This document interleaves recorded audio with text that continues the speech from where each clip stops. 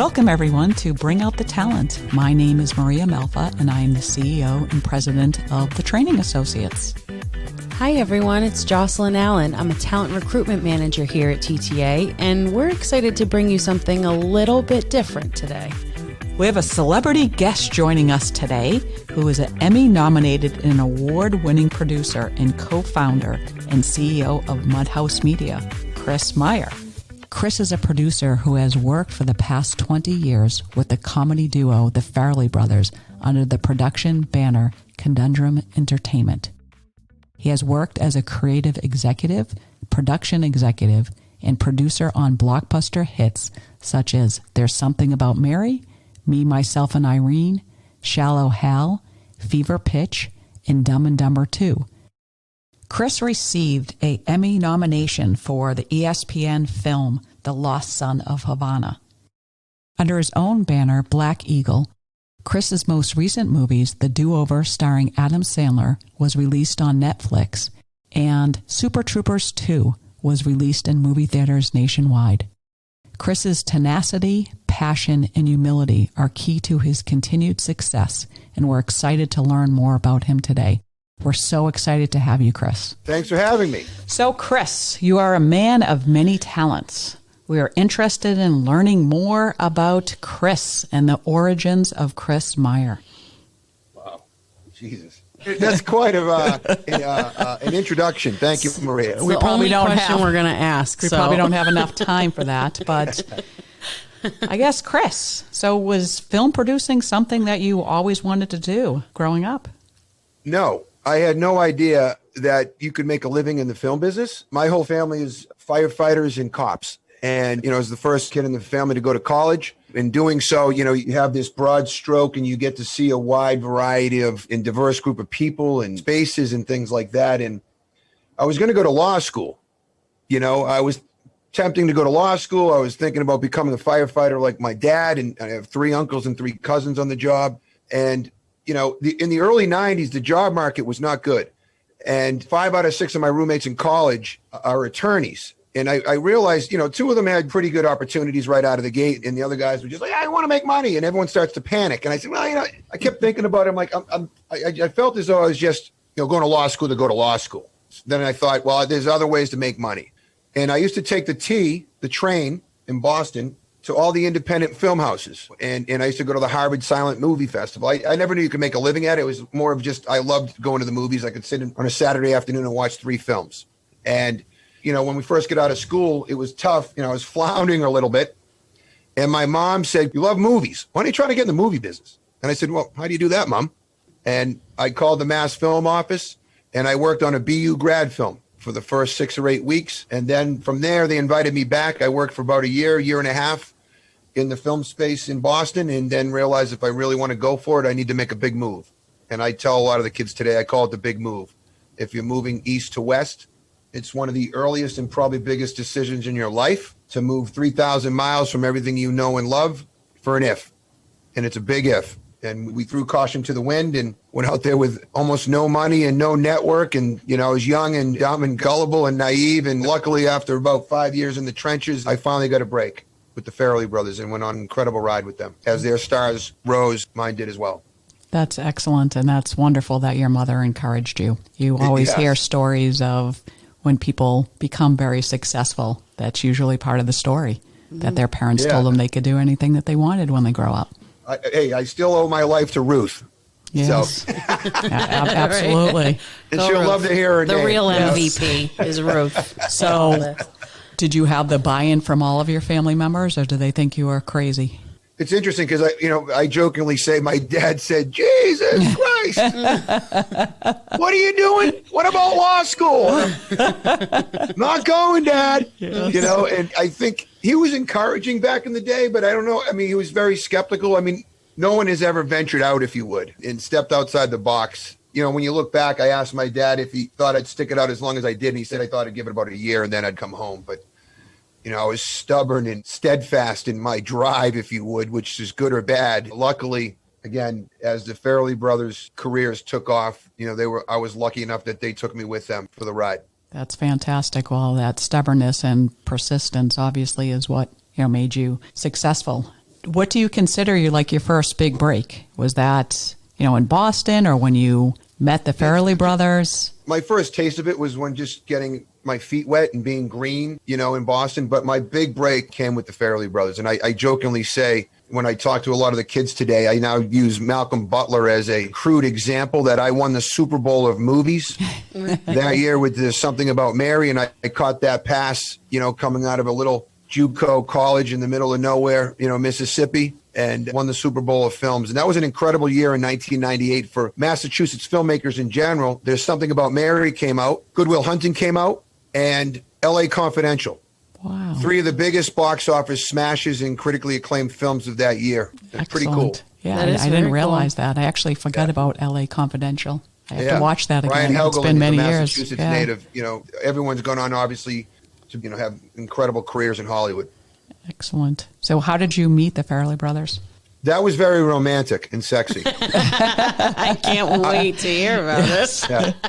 I was bouncing at a local nightclub called 14 Below. And it wasn't your typical nightclub. It was more of a live music kind of loungy area. And it was very successful when I first got there. It kind of blew up and was a hot spot. And there were 2 different sides to the club. And the Farrelly Brothers would come in there to watch the games. I knew the owner at the time. I met them when I asked them for their IDs.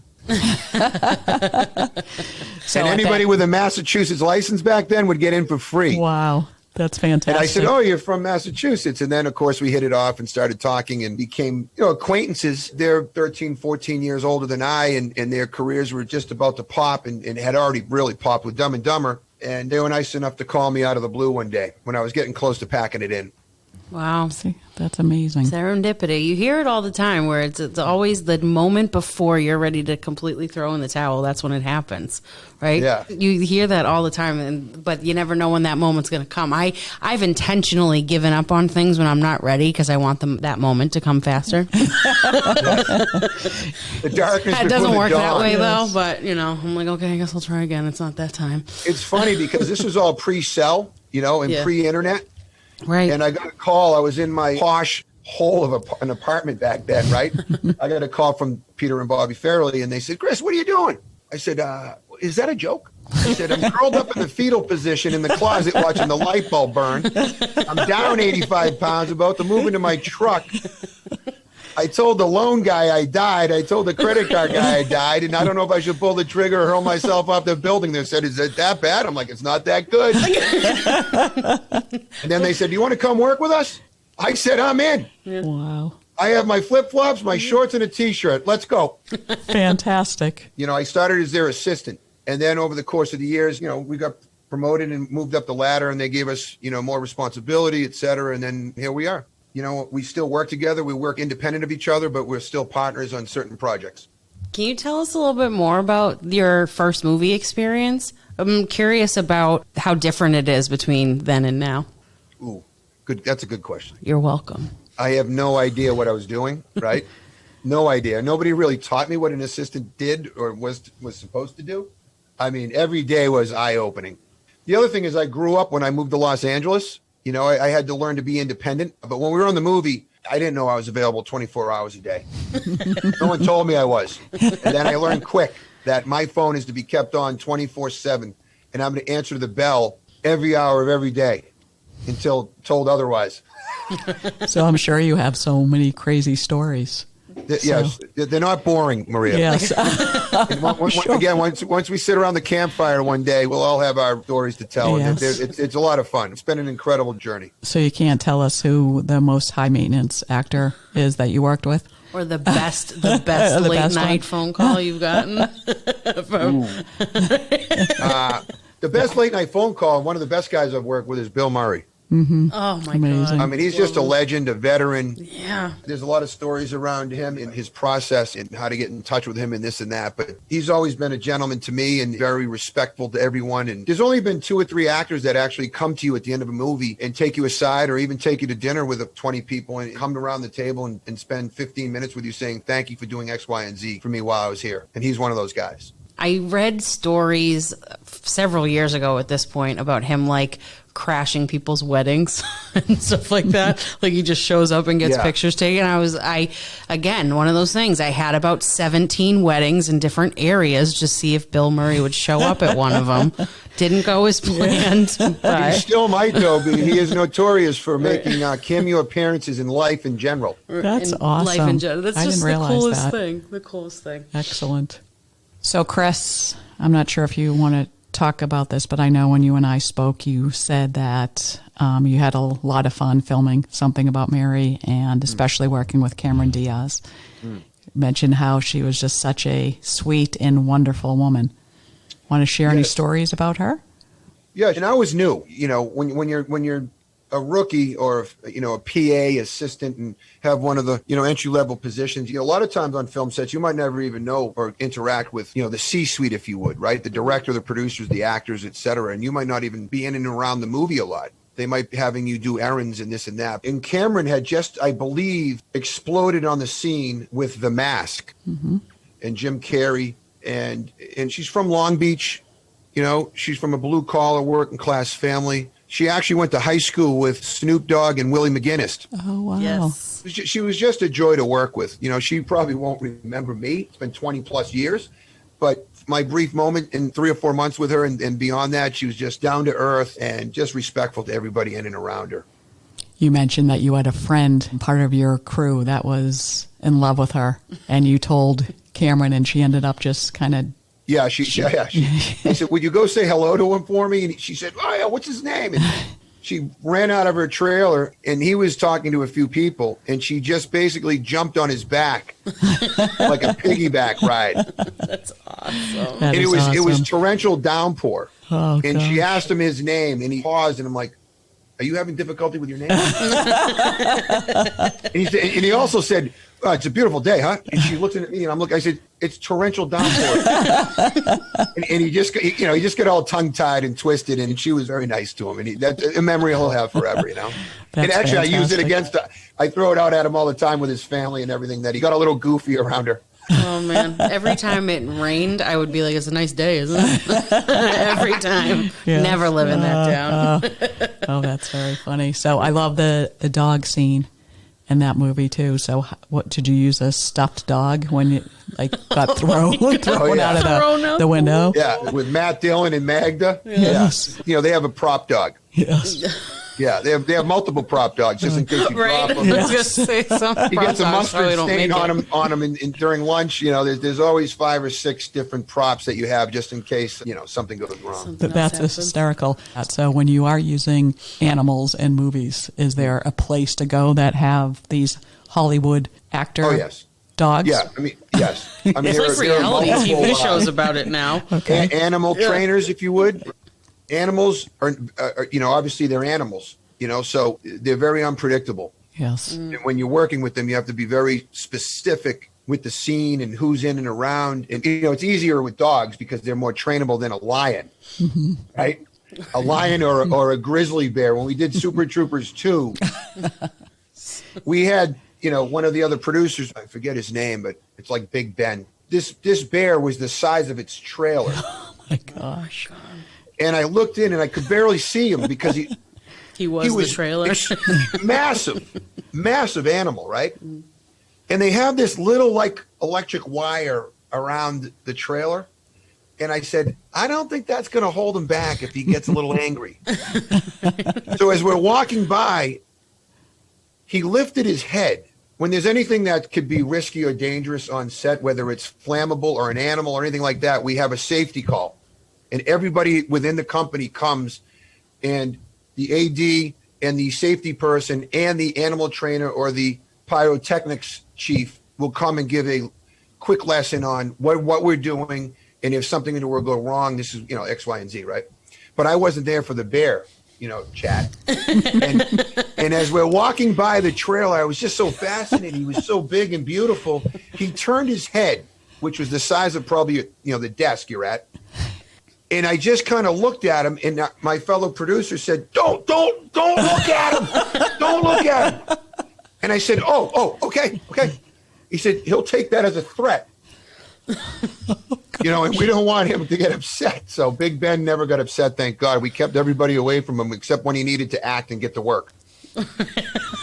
In which case, that is do unbelievable. not look him in the eye. I know. That would don't be look at him. scary. Right? He's of that status. You do not look Big Ben in the eye. Oh, my goodness.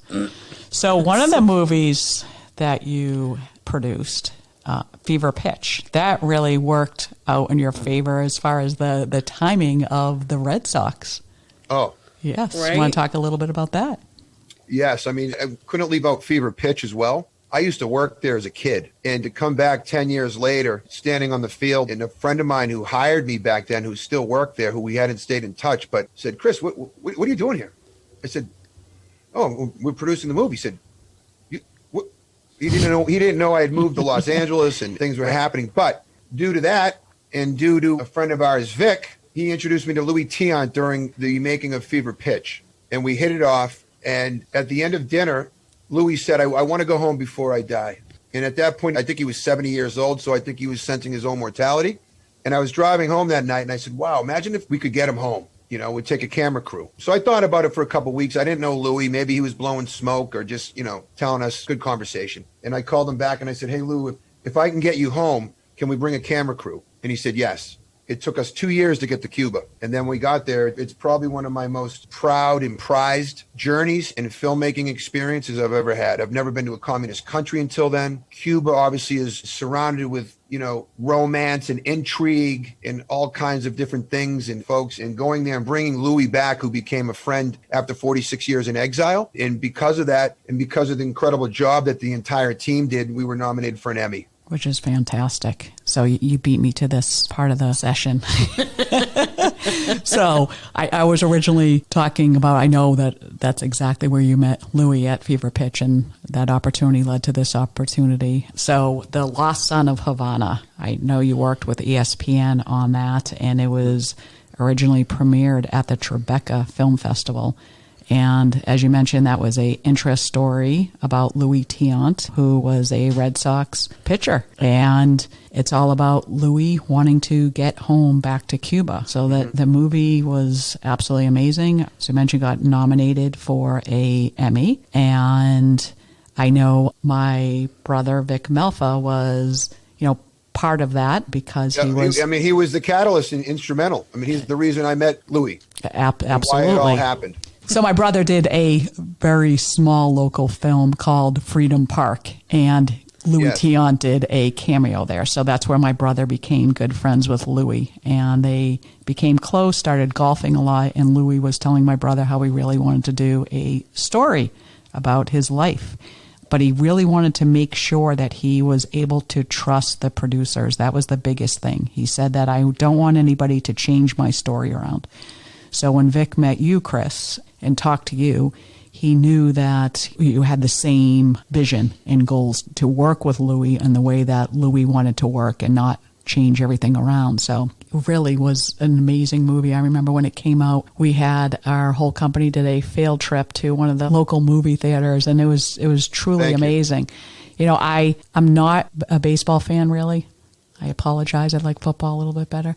But the movie is way more about that, as you mentioned, especially like nowadays when we're talking about, you know, a lot about diversity and inclusion. It really is an amazing movie, and I cannot recommend it more. And we're excited to watch it with some of our new team members. It's an amazing thing because it's a human interest story, right? Mm-hmm. Right. And a year later, the 30 for 30 programming on ESPN became a reality.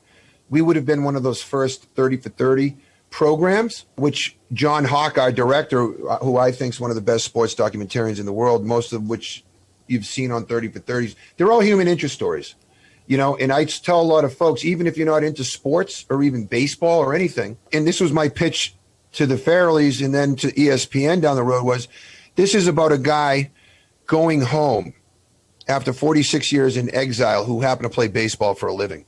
You know, we want to know Louis, the human being, and in and around his world, not just, you know, most folks in the public just know these guys as you know, actors, athletes, musicians. They don't know. Nowadays, it's a little different, too, because everyone's so exposed and has access to their talent and et cetera that you're watching Dwayne Johnson at home comb his daughter's hair, which is a beautiful thing, but back then you didn't have this real intimate, and that's only 10 years ago, intimate interaction with talent and getting their real true backstory and get a sense of who they are. So what were the challenges that you faced having to film a movie in Cuba?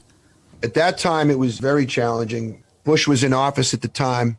Fidel was still in office and, was still under the embargo. It's a lot looser now since Obama, but back then it was still extremely difficult to get to Cuba. I can imagine. But luckily we made it. Yes. Kris, can you tell us more about the backstory of the movie? So Louis was a great baseball player. His dad's name is Skinny Tiant. He's in the Negro League Hall of Fame. Dad has been likened to Satchel Paige and some of the greats of the early days. Louis became a baseball player and was playing in Venezuela, Guatemala. Back then, there were no agents. There was no, you just call up and say, do you need me? And they would play winter, summer, spring, fall. They'd play all year long. Suddenly, Louis in Mexico, he meets his now wife, Maria. He calls home and says, Dad, I finally got the call. I made it to the big leagues. I also got married. I'd like to come home before I head to the United States. And his dad said, don't come home right now. It's going to blow over in about a month, but Fidel's taken over, which is a beautiful part of the story. And to this day, he's always baffled that, A, he was an African-American gentleman, right? And depending on which country he's in, he's a different color, which is the oddest thing. And he's in the South. He doesn't speak the language, so you get a double whammy. And his story is amazing when he first comes to Cleveland, and he still holds a lot of the early rookie records. But that's how he ended up coming to the United States, not going home because Fidel had taken over immediately. It's still the height of the Cold War. It was in the early, 60s. So there's still a lot of tensions around the world, and you'll see in the film what happens next. Pretty cool.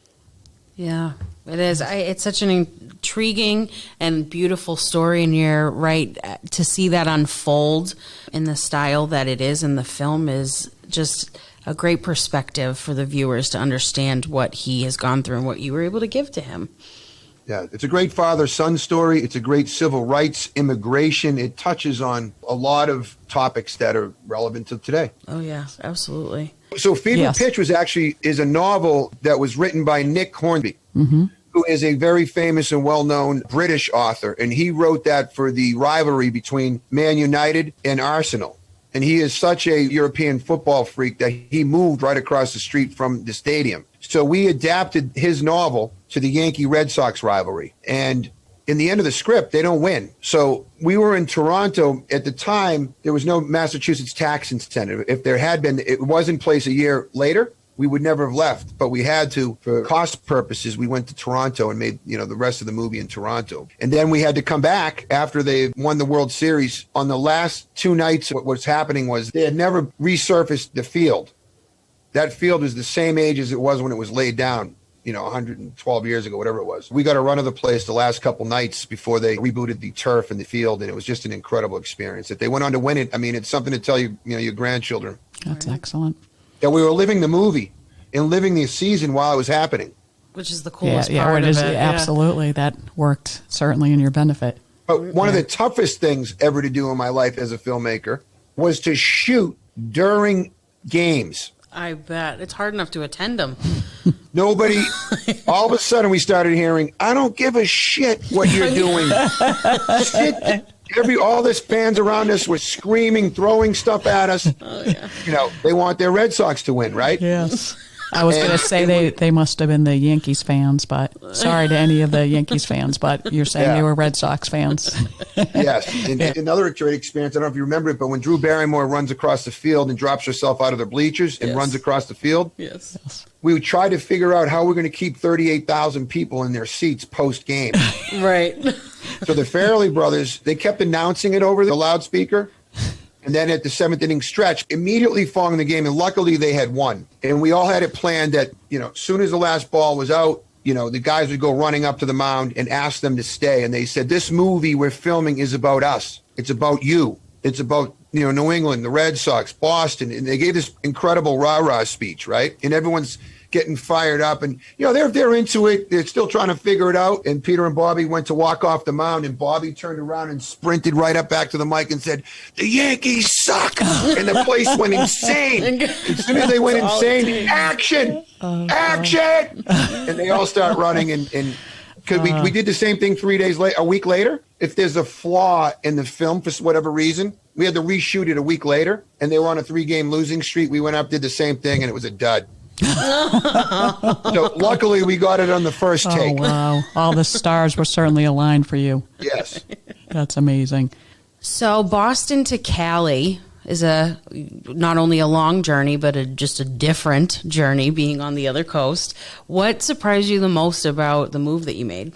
You're not in Kansas anymore, and I think, again, any young person that moves from somewhere where they grow up to another place it's overwhelming, yet exciting. And at the same time, the unknown, your foot losing fancy when you're a young person and you're living in a massive city, one of the biggest cities in the world, trying to get into one of the most difficult businesses in the world. Like, I learned how to survive and get by and do whatever it takes, and you need to be relentless at your pursuit, of what you're chasing, and be passionate about that. When I look back, year 3 to 5, people start questioning their journey because it's so difficult to get a job and getting a shot. And then, even then, it's, how long can you hang on, basically? And a lot of the folks, a lot of the guys and gals I met early on, you gravitate towards each other because you're out there alone and your friends become your family.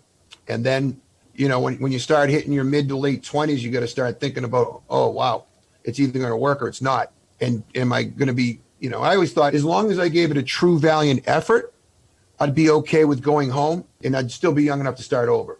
How did you stay strong? Any tips? I think that comes with, your upbringing, and work ethic. Taught that obviously from your folks and hopefully your folks and all those around you about working hard and grinding it out. I always say there is no in the film business. You answer every bell and you just keep showing up and things will happen. Well, that's why you made it. Right. What is it that makes it so difficult? Like, from your perspective, is it the lack of job opportunities? Is it the lack of people wanting to take chances on somebody new? Is it the fact, like, are there jobs or it's just hard to find a successful one? Like, what? You hear it all the time. Oh, it's so hard to get into Hollywood. But, like, why? Why? Tell us what we don't know. Well, it depends on what you want to do in the business, right? Mm-hmm. You can go work at the studio and work your way up over 35 years, and that's great. And then some folks like that step out to be producers. Execs step out and become producers all the time. But if you want to try to stay independent and remain your own entity, if you would, that's very difficult, whether you're a writer, director, actor, producer, until you get that break. There's a whole slew of stories of how and why certain folks make it and others don't. A lot of it's luck and timing, but a lot of it's putting yourself in. I always say, what's luck, right? When preparation meets opportunity, and the opportunity cost of how much time and effort you can put in before you have to make a life decision if you're going to stay in or not. 2% of folks make it. That's pretty low. Pretty significant. Yeah. And again, again, it depends on what job you want in the business and where your path takes you. Out of all of the actors that you've met, who have you felt the most inspired by? George Clooney. Oh, I didn't expect that. Why? Not that you're not inspirational, George, because I know George Clooney's obviously listening right now. I don't even know the gentleman, but he conducts himself with class and tact, and he does an incredible amount of generous work for folks that don't even know it. Yeah. That's great to hear. He helps a lot of folks that he's touched, which is pretty impressive. In any business, there's a lot of self-serving, selfish folks, right? Mm-hmm. He's not one of those folks. Yeah, it's always great to hear that. Yes, it is. Yeah. So what made you decide to move back to the East Coast? My folks. I wanted to get a little closer to home. I've been on the road for 20 years plus, and my folks are getting older, and just wanted to be around my family. LA has been very good to me. I love it. I like it there. I have a lot of incredible friends there. It's been incredible to me, but I don't have any family there. I wanted to get a little closer to home and be around and participate in everybody's life. Well, we're happy to have you back. Yes. Has your why changed over the years? Yes. I hope and I think most do. I'm not quite an adult yet. I think I'm an adolescent. Yeah, my why, I think that comes with maturity in life's lessons and experience of the meaning of life and who you are and what you want to be and where you're still going, even at an older age. It never stops. And for me, I love life, but it's a lot different than when I was 25. What I care about when I was 25 and what I care about now is totally different. Some stuff remains the same, as we all know, but I'm not as focused on me. And it's about others and those around me, and sharing my life with folks and my experience and expertise and how I can help. What made you take the turn into podcasting? Almost about a year and a half or 2 years ago, obviously, we all know podcasting was coming and was already here. And I started getting asked to be a guest on a lot of podcasts, how to make movies, how is to work with movies, how do they work, blah, blah, blah. And then someone said, you should start your own. I always talk about the break. Everyone at some point in their life got their break, whether you mortgaged your house for 5 years and you finally got that big client and changed your life. You went to 36 banks. Finally, someone believed in you and gave you the money to start your own company. Everybody got a break at some point. I applaud people's success, but I love the journey. How'd you get there? And what are the key moments in your life that changed that and made it successful for you? So I started doing a lot of homework and due diligence in the space. And I called a VC friend of mine who a couple of years prior I had been doing business with. And maybe 3 years ago, I asked him what he was investing in. And he said podcasts, emphatically. So you cut to 2 years after that, and we're thinking about starting the company. And I called to see if it was too late or oversaturated. There were 750,000 podcasts in the country at that time or in the world. And he said, Kris, no, it's just beginning. 85% of those 750,000 podcasts are a couple kids, having fun and fooling around. They don't have your experience, your network, et cetera. So I said, okay, let's think about that. And then I called one of our partners, Mark Carey, who comes from 25 years of radio programming and multiple national awards, and another film and TV partner of mine, Stefan Laukien. And I said, what do you guys think? Because we've never done anything, half-assed, and we tend to go a little big when we get into things. So I said, let's go for it. And here we are almost a year and 3 months in, or working with you guys, and have an incredible amount of clients thanks to the team and everyone's hard work through COVID. I mean, what the team has done in your business and any business, but especially as a startup under, the most extreme market conditions in almost modern times, we remain steady and in growth mode. And that's thanks to you guys and folks and clients of ours that continue to believe in us and give us a shot. It's great to hear. So why do you think Muddhouse Media stands out from other podcasting companies? Besides Mike. Yeah, the award. Yeah. Well, in addition to Mike, I mean, we're an incredible hybrid, if you would, of Hollywood storytelling and radio storytelling. And we have the best producers and storytellers on the planet in our game. And we use that, in our experience and expertise with a white glove touch for all of our clients. And I think, and I hope we provide best in class podcasting, audio, for our clients in the corporate world and for our originals. And luckily, again, due to our network and our access and our experience with everybody who's on our team, I think it's a no-brainer. Yes. Well, your network certainly is amazing, and your shows. So you currently have, just mentioning a few of them, a podcast series with Kevin Youkilis, Patrick McEnroe, Tanya's Table, who was just endorsed by Oprah, and Panasonic for some of your corporate clients. I find that very interesting and fascinating because I know in the learning and development space, some of the biggest trends that have been happening, especially now more than ever, is the blended experience or the multimodal experience using several different modalities. And podcasting, as we know, is becoming one of those modalities that is being brought into the picture. And I see a lot of opportunity. And I think it's just starting right now where some of the clients are looking at podcasting as a easy and relatively lower cost than some of the other media to use. So for example, I know for like virtual onboarding, new product releases, engagement, culture, and so many others, what makes training stick is the reinforcement and being able to have a podcast where the executives, leaders, or anybody in the company can just have, whether it's a 2-minute message or a hour message that they're sending out to their organization every day. You could see how beneficial that will be. And we do have some trainers that have been using it with their corporate clients, and we're excited to do that more and work with Muddhouse Media and bringing that mix Yes. We appreciate that. Thank you. Okay, excellent. So, Kris, you are working on a very touching project right now on the 20th anniversary of 9/11. I can't believe it's already been 20 years. Mm-hmm. So can you tell us a little bit about that? Yeah, we were lucky enough to be introduced by a young gentleman by the name of Chris Russo to Silverstein Properties, who is the developer and family-owned real estate company who rebuilt the World Trade Center campus after 9/11. It's been an incredible journey, and they've asked us and hired us to do a 10-part series leading up to the 20th anniversary of 9/11 on the rebuild and the recovery and the resiliency of New Yorkers in Lower Manhattan to rebuild Lower Manhattan.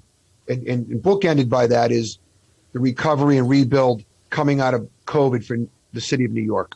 And it's just an honor. I mean, again, my family being first responders, and, you know, we've all obviously been touched by 9/11 in some shape, way, or form, or directly involved. You know, I just got the goosebumps talking about it. And Silverstein Properties has just been an incredible client and opened their doors and the resources. And it's a must listen because the guests include a diverse, eclectic group of folks from everyone and anyone that lives in Lower Manhattan.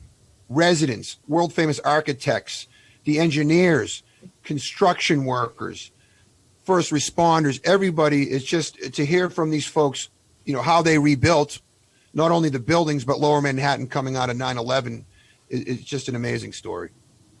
The podcast series is titled Top of the World, Lessons Learned from Rebuilding the World Trade Center. And it's been exclusive on Sirius XM, Stitcher, and Pandora right up until 9/11. It'll release soon thereafter or release now on wherever you listen to your podcasts. Apple, Spotify, Google Playlist, you know, wherever. I'm looking forward to hearing about it because it is a story that we will all take with us for the rest of our lives. I mean, it's a very identifying moment, I think, for all of us. I'll always remember where I was when I heard about it, and even as I started to understand what was actually going on, because I don't think I understood what that meant. So, Kris, when you approached us about doing a podcast, I know I was very hesitant to do one, but that night I ended up going home and listening to Saints, Sinners, and Serial Killers, the story about Whitey Bulger. So that inspired me. No, that was actually a very interesting story. And then it's interesting because when we had one of our first meetings with Annie Powell, shout out to Annie, who is an incredible salesperson and consultant and advocate. She keeps all the trains running on time. Absolutely. Absolutely. So when we were talking about it and talking about sharing our story, it really became kind of a no-brainer. And we started getting into it more. But my biggest thing was, do I have time for this? Because we have so many different priorities going on. We were going back and forth, and I'm like, I don't want to be the host.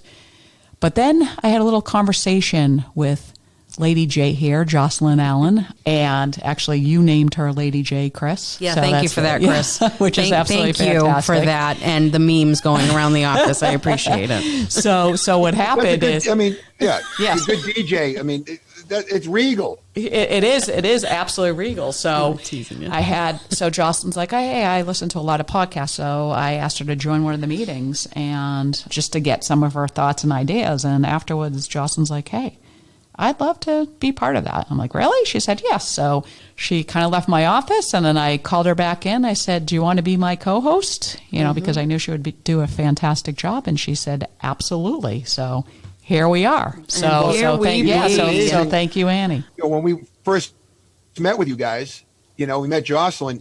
You guys know her better than we do. But right out of the gate with her personality and her excitement and energy for life, I mean, we just said, Jocelyn's the host. There's no question about it. It all worked out so perfectly. And now, you know, something that she's a natural. I was hesitant to do. You know, we're definitely having a lot of fun. And Maria, by the way, if you like the Hunting Whitey episode, the Boston Strangler episode, I think, is even more compelling and intriguing. Why? Because the host and the writer, Casey Sherman, he started his writing career because his aunt was the last victim. Wow. Oh, wow. Of the Boston Strangler. So when you listen to that, okay, he is still hunting. Wow. Yeah. And there's always been mystery around one or two of the perpetrators and killers. And when you listen to that, you'll understand and know why. And it's pretty amazing what happens. And some of it only happened recently, as now that forensic science and DNA testing and all that is obviously, it didn't even exist in the 60s. So I highly recommend episode 1 and 2 of the Boston Strangler. Okay, well, definitely watch that. Thank you for the recommendation. Very uplifting. Yeah, so if I come home with some kind of stressful days, then that will be a good one too. Good wind down. To watch. Yeah, I would. Yeah. Yes. Make sure Justin's not home. If I need a nice little lullaby to put me to sleep, absolutely. That would be a good one to play to Rook, for a bedtime story. Again, so thank you for convincing us that podcast was the way to go. We have so much great talent and stories to share. So I know we're coming close to an end. So if you had advice to give to your younger self, what would you say? The future is now. I wasted a lot of time as a young person. I think we all do. But again, that comes with experience and maturity. And I think I would have taken things a little bit more seriously then, and jumped in a little quicker and faster. But that's part of the journey.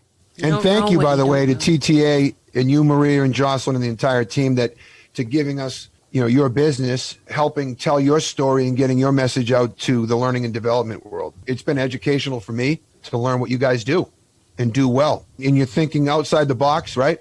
And being progressive and jumping into a new thing that could be scary. But at the same time, it's now become a reality and fun. And in addition to that, building the business. Thank you for allowing us to do this little one-off episode with you. We were excited to do something a little different and introduce kind of our reason why for being excited about doing all of this and partnering with you and with Muddhouse Media. So we're excited to put a little something new on the table to our audience.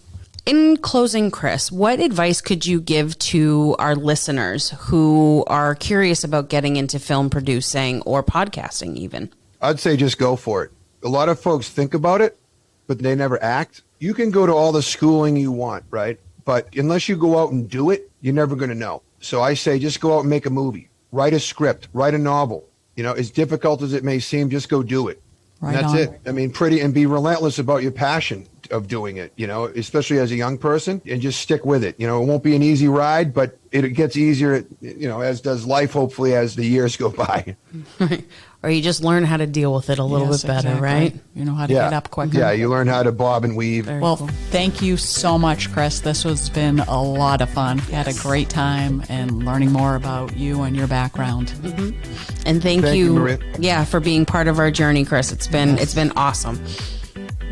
Likewise. Thank you, Maria. And thank you, Jocelyn. This has been incredible to work with you guys in TTA, and we're looking forward to the future. Absolutely. Thank you so much. Thank you. For more information on today's podcast guests and how they can help your organization, please visit www.thetrainingassociates.com. Bring Out the Talent is a Muddhouse Media production.